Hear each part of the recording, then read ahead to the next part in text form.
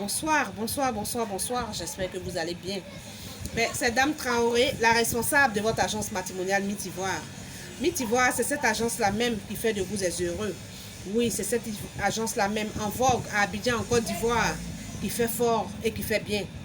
Oui, Mythivoire, c'est cette agence qui vous permet de pouvoir avoir l'âme sœur idéale pour le mariage. C'est cette agence-là même qui, à travers son conseil matrimonial, vous aide à pouvoir régler vos problèmes dans le couple. C'est cette agence-là même qui, à travers ses formations, vous aide à vivre un couple épanoui, à être des partenaires heureux. Et vraiment, c'est très important. Venez participer à nos différents services.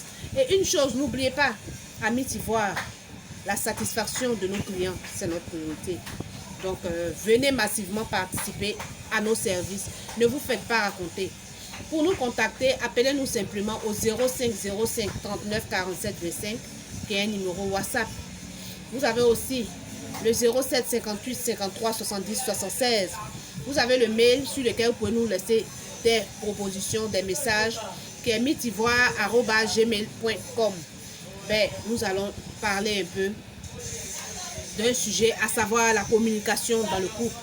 Et j'oubliais, nous faisons aussi des séances de coaching privé pour ceux qui ont besoin de conseils. Oui, c'est des séances très importantes et qui ne coûtent rien. Appelez-nous à nos contacts et nous essayons de faire un programme. Et je vous assure, nos séances de coaching privé sont bénies parce qu'au sorti de là, vous sortez déjà avec la résolution de vos problèmes grâce au bon Dieu, mais vous sortez un partenaire ou une partenaire mature et efficace. Merci à tous. Nous allons parler de la communication dans le couple. La communication, c'est le pilier du couple. La communication joue un très grand rôle dans le couple. Mais nous disons chaque fois que nous communiquons, nous communiquons. Nous parlons bien, mais nous ne parlons pas fort. Oui, il faut savoir communiquer. Il faut savoir choisir le moment de la communication. Il faut choisir le lieu de la communication. Il faut choisir le sujet de la communication. Il faut surtout éviter quelque chose, le syndrome de Saint-Sébastien, qui consiste à communiquer de plusieurs sujets en même temps. Et ça rend difficile la communication. Quand vous voulez communiquer, il faut choisir un ou deux sujets. Moi, je préfère même un sujet. Voilà. Avec un sujet, vous pouvez communiquer facilement. Mais quand vous partez du coq à l'âne, vous voulez communiquer en même temps sur plusieurs sujets, ça devient difficile pour le partenaire, je vous assure. On se perd même ensemble dans la communication et puis on ne ressort pas avec une solution. Or, on communique pour pouvoir trouver un terrain d'entente. On communique pour pouvoir réduire les divergences dans le couple.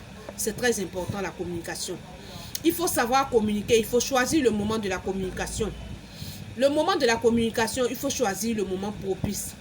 Et tout ça, ça fait partie déjà d'un sujet dont on a parlé. Il faut connaître son partenaire. Il faut savoir à quel moment est-ce que son partenaire peut être apte pour communiquer. Tu ne vas pas prendre quelqu'un qui vient d'arriver du boulot, qui est déjà stressé, peut-être par ce qui s'est passé toute la journée, qui est déjà fatigué par le trajet, même s'il est véhiculé, et tu viens, tu veux automatiquement parler d'un sujet. Ça va être difficile. Et cette personne est capable de te refouler, et tu vas prendre un mal pour dire oui, il refuse de communiquer. Non, il faut choisir le moment propice. Il faut choisir un moment où le partenaire est détendu. Il faut choisir aussi le lieu. Il ne faut pas choisir un moment où la personne a des visiteurs ou un moment où les enfants sont là. Il faut choisir un moment propice. Tu peux toi-même créer le cadre de la discussion. Oui, pourquoi ne pas l'inviter quelque part dans un restaurant calme où vous allez essayer d'échanger. Ou bien vous pouvez le faire à la maison, mais pendant que vous êtes seul, il faut choisir vraiment le moment.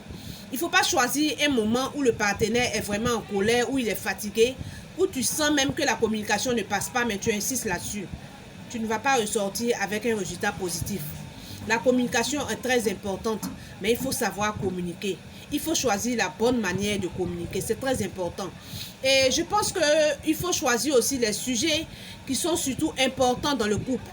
Parce que la communication est vraiment large, mais il y a des sujets importants. Par exemple, on peut parler de l'éducation des enfants dans le couple. C'est très important. L'éducation, par exemple, des enfants, il faut vous entendre en tant que couple déjà pour pouvoir éduquer les enfants. Sinon, ça devient compliqué. Chaque partenaire a son talent dans le couple. Chaque partenaire a son quel mot employer? A son tempérament dans le couple. Donc, vous allez voir que peut-être que papa est beaucoup nerveux, Peut-être que papa s'énerve vite, peut-être qu'il crie beaucoup. Et peut-être que maman de son côté, elle est plus attentive, elle donne plus d'écoute, tout et tout. Et du coup, l'enfant déjà se réprimande. Il se dit que non, papa aime crier, donc je n'aime pas papa, je préfère aller du côté de maman. Dans le couple, en tant que parent, en tant que partenaire, vous devez déjà vous entendre déjà sur la manière d'éduquer l'enfant. L'enfant ne doit pas pouvoir faire un choix concernant son éducation. Il doit savoir que quand papa parle, on suit. Quand maman parle, on suit.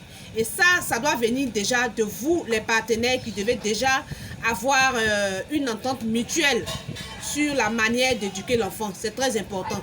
Arrivé à un certain moment, l'enfant ne doit pas avoir le choix. C'est papa, j'écoute, c'est maman, j'écoute. Non. Il doit pouvoir écouter ses deux parents. Et ça vient de votre organisation à vous-même au sein du couple. C'est très important. Il y a le sujet, par exemple, de l'argent dans le couple. Quel budget il faut faire asseoir dans le couple? Qui est plus dépensier dans le couple? Qui est plus économique dans le couple? Tout ça, vous devez vous asseoir pour discuter là-dessus. Si vraiment chacun de vous deux a un salaire, combien est-ce qu'on peut mettre ensemble pour faire un compte commun, pour pouvoir faire les dépenses de la maison ou bien pour pouvoir faire des projets pour la famille? Voilà. Maintenant, au cas où peut-être il y a un partenaire qui est plus posé parce qu'il a un salaire et l'autre n'est pas encore bien assis, vous pouvez essayer de discuter, vous entendre sur vraiment une manière de gérer le couple. Voilà, c'est très important. Peut-être que toi, peut-être la maman avec le petit budget qu'elle a, il y a certaines dépenses quand même qu'elle peut prendre, peut-être quelques dépenses des enfants, quelques dépenses de la maison, tout et tout. Voilà, pour pouvoir participer à quelque chose dans la maison. Parce que moi je dis, une femme quand même qui est dans la maison, qui ne participe à rien, c'est l'homme qui doit tout faire, même la boîte d'allumettes, il doit l'acheter. Là vraiment ça devient gênant, tu deviens inutile dans le couple. Un couple c'est deux mains qui se lavent. Un couple c'est la participation de chaque partenaire, c'est très important. Donc il faut que chacun de vous puisse vraiment mener une action positive pour l'avancement du couple. C'est très important. Et il y a aussi le volet sexualité dans le couple qui est très important, ça fait partie de la communication. Beaucoup de couples aujourd'hui discutent, se séparent, il y a des divorces aujourd'hui à cause de la sexualité qui est un sujet très important. Mais c'est un sujet qui est très long, donc nous allons le faire dans l'autre partie du sujet de la communication, d'accord? Donc partagez massivement. Dans la deuxième partie du sujet de la communication, nous allons parler de la sexualité et vraiment des autres compartiments de la communication. C'est très important. Sans communication, un couple ne peut pas avancer. Mais il faut avoir la bonne communication, la bonne manière de communiquer, le bon moment de communiquer et le bon endroit, le meilleur endroit pour communiquer, pour pouvoir vraiment sortir avec des résultats positifs de la communication. Je vous laisse sur ces mots. Prenez bien soin de vous. Communiquez assez dans votre couple. Déjà avec ce petit débat qu'on a fait, je pense que ça peut vous permettre déjà de changer certains déficits qu'il y avait au niveau de la communication dans le couple, d'ici qu'on puisse compléter avec l'autre partie qui est très important. Partagez massivement, permettez à d'autres personnes de nous voir et allez sur ma chaîne YouTube. Vous tapez simplement Coach Bara Fatoumata sur YouTube et vous allez voir ma chaîne. Abonnez-vous déjà en cliquant sur la cloche. Mettez un like en cliquant sur le pouce. Et puis partagez massivement la vidéo. N'oubliez pas de m'amener des commentaires, j'en ai besoin. Je vous aime bien. Prenez soin de vous, prenez soin des autres. Et puis, que Dieu nous garde. Bisous, bisous, je vous aime.